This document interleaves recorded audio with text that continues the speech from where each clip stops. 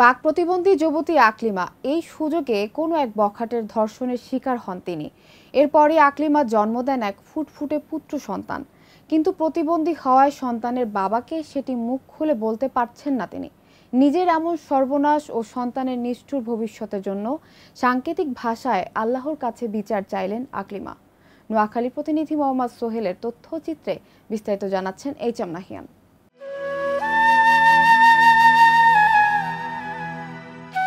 বাক প্রতিবন্ধী যুবতী আকলিমা খাতুন কোলে 1 বছরের ফুটফুটে পুত্র সন্তান, তাকে নিয়ে ঘুরে বেড়াচ্ছেন এদিক ওদিক।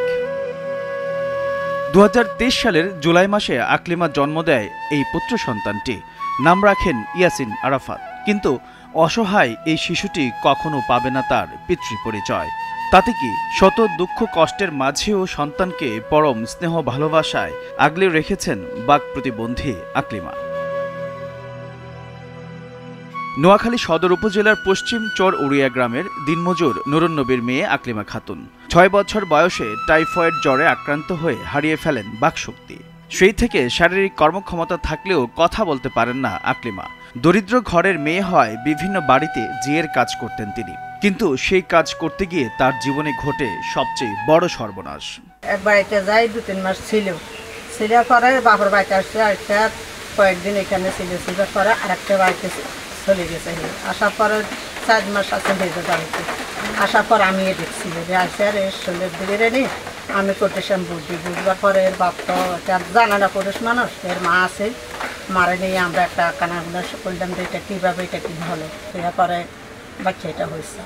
গেল বছরের জানুয়ারির দিকে আকলিমার শারীরিক গঠন দেখে মা আর প্রতিবেশীদের সন্দেহ হয়। পরে চিকিৎসকের সহযোগিতায় জানতে পারেন আকলিমা গর্ভবতী। কিন্তু বাক প্রতিবন্ধী হওয়ায় ঘটনার কিছুই বলতে পারেননি আকলিমা। মানুষরে দিয়াই তো মানুষের লোভ হয়ে যায়, রেখ ফেললাই তুমি বাচ্চাটা নি বিক্রি করিয়া লাইব।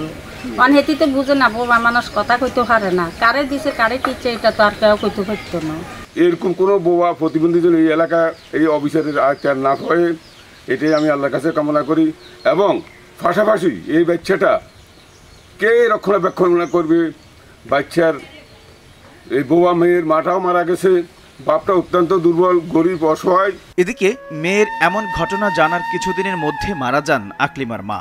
ভেঙে পড়েন পরিবারের সদস্যরা। পরিবারের অসচ্ছলতার কারণে যাননি কোনো মামলা মোকদ্দমায়। তবে মেয়ের এমন সর্বনাশের জন্য আল্লাহর কাছে বিচার চাইলেন আকলিমার বাবা। কোনো কেউ বাড়িতে যা কোনো কাজকর্ম শুরু করে, এতে আমার মেয়ে মানে অপগর্ভ হয়েছে। অপগর্ভ হওয়ার পরে আমি এটা আল্লাহর কাছে জানাইছি। জানাইবার পরে এটার কোনো বিচার হয় না এবং কোনো বিচার চাইও না। আমি কাকে দোষী করুন এরকম কোনো কথা আমি কাউকে বলি নাই।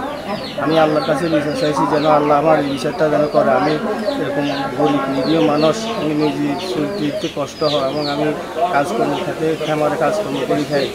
এতে আমার মেয়ের উপরে অত্যাচার, আমার মোবাইলের উপরে। আমি এখন সমাজের কাছেও আমার মেয়ের এবং আমার নাতির আমি নিরাপত্তা চাই এবং পাশাপাশি সরকারের কাছেও আমি এগুলো নিরাপত্তা চাই। এমন সর্বনাশের জন্য ইশারায় আল্লাহর কাছে বিচার চাইলেন বাক প্রতিবন্ধী এই যুবতী।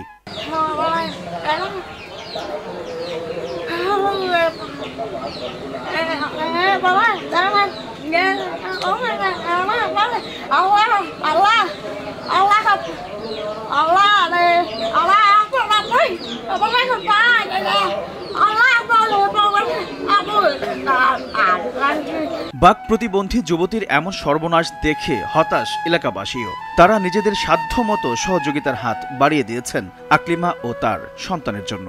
বাচ্চার মা উনি প্রতিবন্ধী, উনি আসলে বলতে পারছে না, আমি সামাজিকভাবেও কেউ ওইভাবে ট্রেস করতে পারতো তার বাবাকে। কিন্তু আমরা চাই যে বাচ্চা পৃথিবীতে আসছে সে যেন সুস্থভাবে সুন্দরভাবে পৃথিবীতে বেড়ে ওঠে। এই বেড়ে ওঠার জন্য যা কিছু করা দরকার আমরা ইউনিয়ন পরিষদের পক্ষ থেকে এবং উপজেলা প্রশাসন থেকে যতটুকু করা সম্ভব সহযোগিতা করা হবে এবং এই মেয়ের পাশে দাঁড়াবো আমরা ইনশাল্লাহ। পিতৃ পরিচয়হীন শিশু ইয়াসিন আরাফাত ও তার বাক প্রতিবন্ধী মাকে সরকারি সুযোগ সুবিধার আওতায় আনা হবে বলে জানান উপজেলা নির্বাহী অফিসার।